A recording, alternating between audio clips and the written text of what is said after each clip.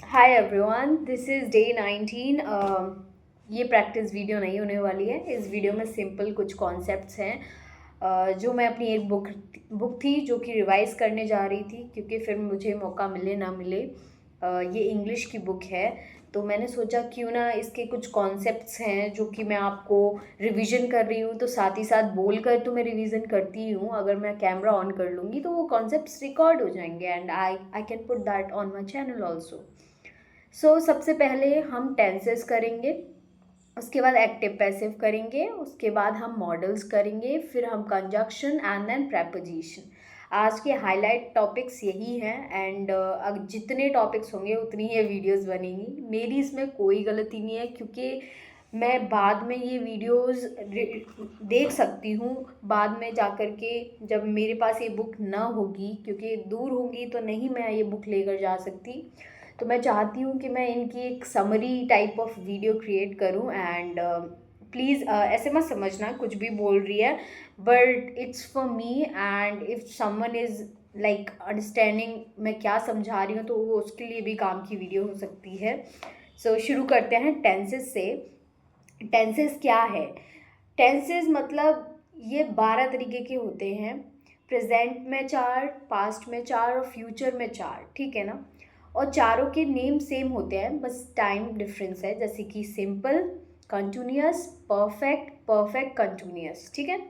अब बात आती है कि प्रेजेंट जब होता है तो मतलब हम अभी की बात कर रहे हैं। हमारे प्रेजेंट में हम 4 तरीके के सेंटेंस, कोई काम होता है, कोई काम होता रहता है, कोई काम हो चुका है, कोई काम हो रहा था काफ़ी टाइम से, या हो रहा है काफ़ी टाइम से। तो इसी तरीके से हमें टेंसेस, टेंस मतलब होता है काल, काल मतलब समय, समय को दर्शाते हैं ये टेंसेस। एंड देखो, ये था सिंपल, ठीक है। अब हम बात करते हैं प्रेजेंट टेंस। प्रेजेंट टेंस में भी सबसे पहला होता है प्रेजेंट इंडेफिनिट टेंस। उसमें क्या होता है? उसमें सब्जेक्ट प्लस वर्ब की फर्स्ट फॉर्म के साथ एस या फिर E S plus object, simple structure होता है। इसमें क्या करना होता है कि आपके जितने भी प्लूरल होते हैं उनके साथ डू का यूज़ होता है, जितने भी सिंगुलर होते हैं उसके साथ डज का यूज़ होता है। जब नेगेटिव सेंटेंसेस बनाते हैं तो डू नॉट और या फिर डज नॉट हो जाता है। ईजी है, कुछ भी डिफ़िकल्ट नहीं है। और इसमें याद ये रखना है कि कहाँ पर एस लगाना है, कहाँ पर ई एस लगाना है। ये बहुत ही बेसिक है, मुझे नहीं लगता कि मुझे एक्सप्लेन करना है, बट फिर भी मैं आपको बता देती हूँ कि एस लगाना तभी है जब, देखो, ओ हो, S H, C H, X, C H, ये लेटर जब आते हैं वर्ब के लास्ट में तो उनके साथ ई एस लगाना है, बाकी सभी के साथ एस लगेगा। मैं फिर से बोल रही हूँ, ई एस किसके साथ लगाना है? जिस वर्ब के एंड में ओ आता है, एस एच आता है, सी एच आता है, एक्स आता है, उनके साथ ई एस लगेगा। एंड सब बाकी जितने होते हैं उनके साथ एस लगेगा। Remember this. एंड बात करते हैं कि प्रेजेंट इंडेफिनिट टेंस का यूज़ कब होता है। पहला, जब हम अपनी किसी हैबिट के बारे में बता रहे हैं। दूसरा, जब हम किसी फैक्ट के बारे में बता रहे हैं। तीसरा, जब हम अपनी रूटीन के बारे में बता रहे हैं। चौथा, जब हम यूनिवर्सल ट्रुथ के बारे में बता रहे हैं। समझ में आया? जब कोई यूनिवर्सल ट्रुथ है, कोई हैबिट है, कोई रूटीन है, कोई फैक्ट है, तो वहाँ पर सिंपल प्रेजेंट टेंस का यूज़ होता है। बात ये है कि आप कोई भी टेंसेस मतलब हैबिट आप अपनी कोई भी बताओ, उसमें यही यूज़ होता है। आपको सिंपल ये बताना है कि प्रेजेंट में आप सिंपल बना सकते हैं पॉजिटिव सेंटेंस, नेगेटिव सेंटेंस बना सकते हैं, इंटेरोगेटिव बना सकते हैं, इंटेरोगेटिव नेगेटिव बना सकते हैं, या फिर आप डब्ल्यू एच वर्ड भी बना सकते हैं। उसके लिए कुछ नहीं है, एक एग्जाम्पल लेते हैं, जैसे कि वह स्कूल जाता है। ही, क्योंकि सिंगुलर है तो उसके साथ ही goes to school, he goes to school. Negative में आ जाएगा does, he does not go to school. Interrogative में does he go to school, interrogative negative में does he not go to school. And W H में why does he not go to school. Simple, आपको कोई भी एक sentence लेना है, उसके पांचों पैटर्न में आपको एग्जाम्पल ले लेना है। अब बात करते हैं हम अपने प्रेजेंट कंटिन्यूअस टेंस की। जब कोई काम हो रहा है, हो रहा है, रही है, रहे हैं, तो वहाँ पर हम प्रेजेंट कंटिन्यूस का यूज़ करते हैं। यहाँ पर सिंपल एक स्ट्रक्चर है, अगर आप देखोगे तो, कि आई के साथ एम का यूज़ होता है, सिंगुलर के साथ इस का यूज़ होता है, प्लूरल के साथ आर का यूज़ होता है, और इन तीनों को वर्ब की फर्स्ट फॉर्म प्लस आईएनजी के साथ यूज़ किया जाता है। Subject plus is am are plus verb की first form plus ING plus object. अब एक मेन बात ये भी याद रखनी है कि ये जो इनके यूजेस हैं वो कहाँ पर होते हैं। इनके सेंसेस आपको खुद ही मिल जाते हैं कि जब कोई काम प्रेजेंट में चल रहा है तब हम इसका यूज़ करते हैं। स्ट्रक्चर कोई एक एग्जाम्पल लेते हैं, उसके थ्रू मैं आपको बताती हूँ। जैसे कि मैं एक पत्र लिख रहा हूँ, I am writing a letter, I am not writing a letter, am I writing a letter, am I not writing a letter, why am I not writing a letter, और why am I writing a letter। सो इस तरीके से आप एक sentence लो, उसके सभी patterns बनाकर देखो। It's kind of a practice, जो कि आपकी प्रैक्टिस करने से और स्ट्रांग होंगे ये चीज़ें। प्रेजेंट परफेक्ट टेंस की बात करते हैं, जब कोई काम प्रेजेंट में फिनिश हो चुका है, चुकी है, अंत में जब सेंटेंस के एंड में ये आता है तब हम यूज़ करते हैं प्रेजेंट परफेक्ट, ठीक है। जितने भी सिंगुलर सब्जेक्ट्स हैं उनके साथ हैज़ का यूज़ होता है, जितने भी प्लूरल सब्जेक्ट हैं उनके साथ हैव का यूज़ होता है। यहाँ पर वर्ब की थर्ड फॉर्म का यूज़ होता है हैज़ हैव के साथ, ठीक है। अब बात करते हैं कि इनके एक एग्जाम्पल लेते हैं। वह काम कर चुकी है, she has worked, and negative बनाएंगे तो she has not worked, and interrogative बनाएंगे has she worked, interrogative negative has she not worked, and WH why has she worked. Okay, so इस तरीके से आप कोई भी तरीके का एक सेंटेंस ले लो और उसके सभी पैटर्न्स बना दो। नेक्स्ट है अपना प्रेजेंट परफेक्ट कंटिन्यूअस टेंस, ठीक है। प्रेजेंट परफेक्ट कंटिन्यूअस टेंस, यहाँ पर क्या है, एक लंबे समय से कोई काम शुरू हुआ था पहले, जो कि अभी भी चल रहा है, फिनिश नहीं हुआ है।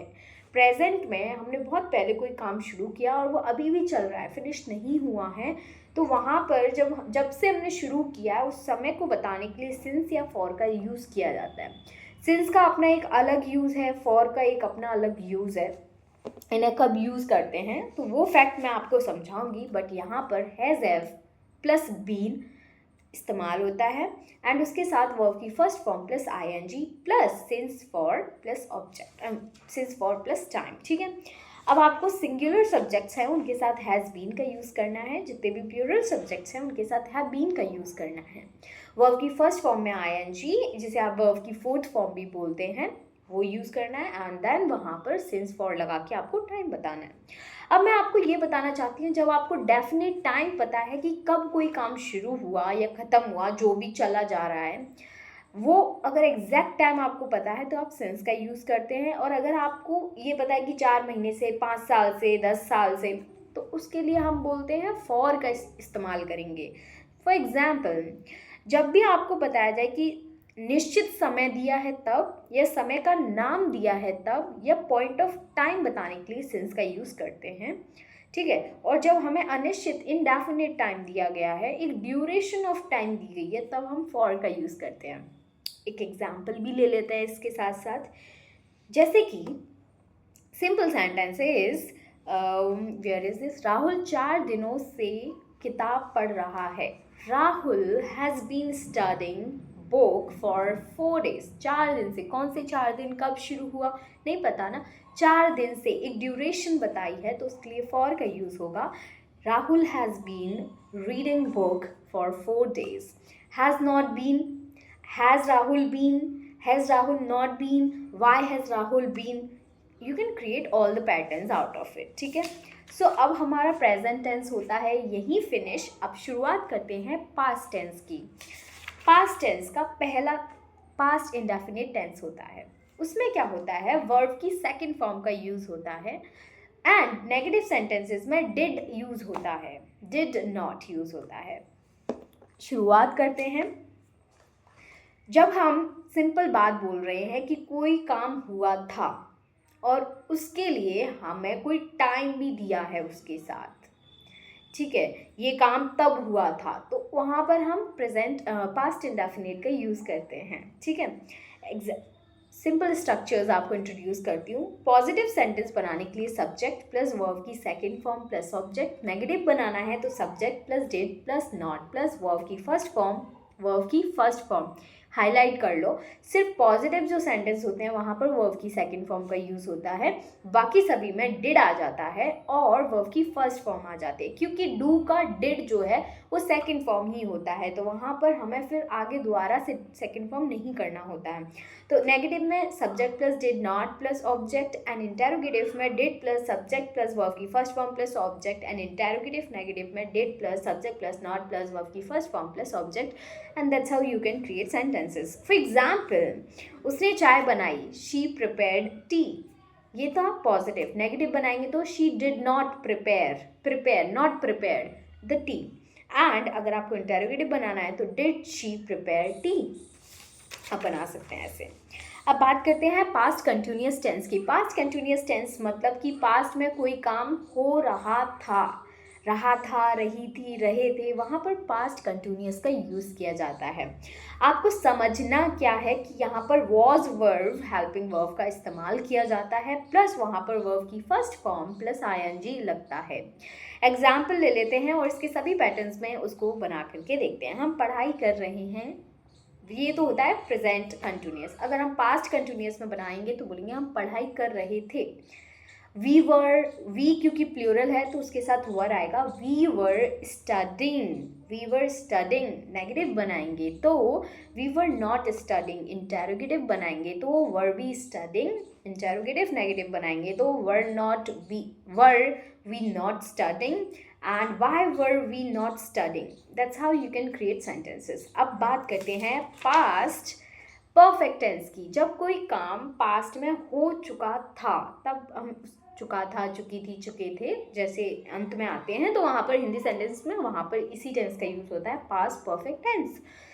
यहाँ पर हेल्पिंग वर्ब हैज़ और हैव नहीं होता है क्योंकि वो प्रेजेंट में होता है। पास्ट परफेक्ट में हेल्पिंग वर्ब हैड आती है प्लस वर्ब की थर्ड फॉर्म, ठीक है। उसका एक एग्जाम्पल ले लेते हैं। सभी, ये चीज़ याद रखनी है, हैड जो है वो सभी सब्जेक्ट्स के साथ यूज़ होता है। एग्जाम्पल, राधा कपड़े धो चुकी है, Radha has washed clothes. Radha has washed the clothes. Radha has not washed the clothes. Has Radha washed the clothes? Has Radha not washed the clothes? Why has Radha not washed the clothes? That's how you can create all kind of sentences. आखिरी में अपना है past perfect continuous tense का मतलब past में कोई काम शुरू हुआ था और पास्ट में ही ख़त्म हो गया और एक ड्यूरेशन ऑफ टाइम तक चला या फिर एक स्पेसिफिक टाइम से किसी टाइम तक चला कोई काम, तब वहाँ पर हम यूज़ करते हैं पास्ट परफेक्ट कंटिन्यूअस टेंस। यहाँ पर सिंस फॉर प्लस टाइम आता है, ठीक है। यहाँ पर हैड बीन प्लस वर्ब की फोर्थ फॉर्म या फिर आप जिसे वर्ब की फर्स्ट फॉर्म में आईएनजी लगाकर बनाते हैं उससे यूज़ होता है। स्ट्रक्चर की बात कर लेते हैं, एक एग्जाम्पल ले लेते हैं और उसके सारे के सारे स्ट्रक्चर बना लेते हैं। जैसे राहुल 8 बजे से किताब पढ़ रहा था। Rahul had been starting the book 8 बजे से, since 8 o'clock। Rahul had not been studying book or reading a book since 8 o'clock. And ऐसे ही इसका इंटेरोगेटिव होगा, had Rahul been reading a book since 8 o'clock, had Rahul not been reading a book since 8 o'clock। और अगर WH बनाना है तो why had Rahul been studying या reading a book since 8 o'clock। अगर आप एक बात समझ लो कि सारे के सारे टेंसेस वही हैं, बस हेल्पिंग वर्ब का डिफरेंस है और आप क्या बोलना चाह रहे हैं उस पर निर्भर करता है कि आप कौन सा टेंस यूज़ करें। बहुत आसान है। अब हमारा पास्ट टेंस यहाँ फिनिश होता है। शुरुआत करते हैं हमारे फ्यूचर टेंस की। फ्यूचर टेंस का पहला है फ्यूचर इंडेफिनिट टेंस, जहाँ पर कि हम विल का इस्तेमाल करेंगे, subject plus will plus verb की फर्स्ट फॉर्म प्लस ऑब्जेक्ट, और नेगेटिव में विल नॉट हो जाएगा, और इंटेरोगेटिव में will plus subject plus verb की फर्स्ट फॉर्म, और इंटेरोगेटिव नेगेटिव में will plus subject plus not plus verb की फर्स्ट फॉर्म, और WH बनाना है तो WH plus will plus subject plus verb की फर्स्ट फॉर्म। एग्जाम्पल ले लेते हैं। वह पार्टी में नाचेगा। He will dance in the party. He will not dance in the party. Will he dance in the party? Will he not dance in the party? Why will he dance in the party? चलो अब future continuous की बात करते हैं। इसका मतलब future में कोई काम एक चलेगा, मतलब कोई काम हो रहा होगा, फ्यूचर में कोई काम हो रहा होगा, तब हम बोलते हैं कि फ्यूचर कंटिन्यूस टेंस का यूज़ होगा। यहाँ पर विल के साथ बी आ जाता है प्लस वर्ब की फर्स्ट फॉर्म में आईएनजी। बनाकर देखते हैं एक एग्जाम्पल, सारे स्ट्रक्चर्स उसी में आ जाएंगे। जैसे कि वह किताब लिख रहा होगा, he will be writing a book, he will not be writing a book. Will he be writing a book, will he be not writing a book, sorry will he not be writing a book, be से पहले not आएगा। So that's how we can create all kind of sentences. अब बात करते हैं अपने future perfect tense की। यहाँ पर यूज़ होता है विल हैव प्लस वर्ब की थर्ड फॉर्म। समझ में आया आपको? कोई काम हो चुका होगा फ्यूचर में, हम प्रिडिक्शन कर रहे हैं, तो वहाँ पर subject plus will have plus verb की थर्ड फॉर्म प्लस ऑब्जेक्ट का यूज़ होता है। इसके एक एग्जाम्पल ले लेते हैं। वह क्रिकेट खेल चुके होंगे, वे क्रिकेट खेल चुके होंगे। They will have played the cricket, they will not have played the cricket. Will they have played the cricket, will they not have played the cricket, why will they have played the cricket. I know आपको अगर समझ में आता है ये सब तो बहुत ही सिंपल लग रहा होगा, लेकिन समवन जिसको नहीं समझ में आते टेंसेस, उनको तो लग रहा होगा क्या बोल रही है। बट आपको ये चीज़ समझनी है कि ये बहुत ही बेसिक है। इनका अगर आपको पता होता है तो किसी भी चीज़ का लोड नहीं लेना होता कि हमें टेंसेस नहीं आते। आते हैं, क्यों नहीं आते, उसमें कुछ बड़ी बात थोड़ी ना है। अब बात करते हैं अपने फ्यूचर परफेक्ट कंटिन्यूअस। फ्यूचर में कोई काम शुरू होगा और वो चल रहा होगा।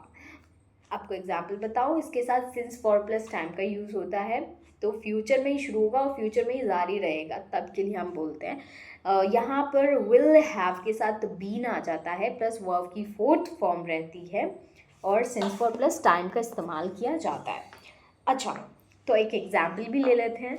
रमा सुबह से नाच रही होगी। रामा या Rama will have been dancing since morning, क्योंकि सुबह एक डेफिनेट टाइम हो गया ना। Rama will have been dancing since morning, Rama will not have been dancing since morning, will Rama have been dancing since morning. Interrogative negative, will Rama not have been dancing since morning. And WH बनाएंगे तो why will Rama have been dancing since morning. अब हमारे यहाँ पर future tense भी finish होता है। I hope आपको ये वीडियो अच्छी लगेगी अगर आप ये देख रहे हैं, क्योंकि इसमें मैंने एक बहुत ही सिंपल तरीके से समराइज़ किया है। आपका पता नहीं, लेकिन ये वीडियो मेरे लिए बहुत यूज़फुल है। Thank you so much for watching.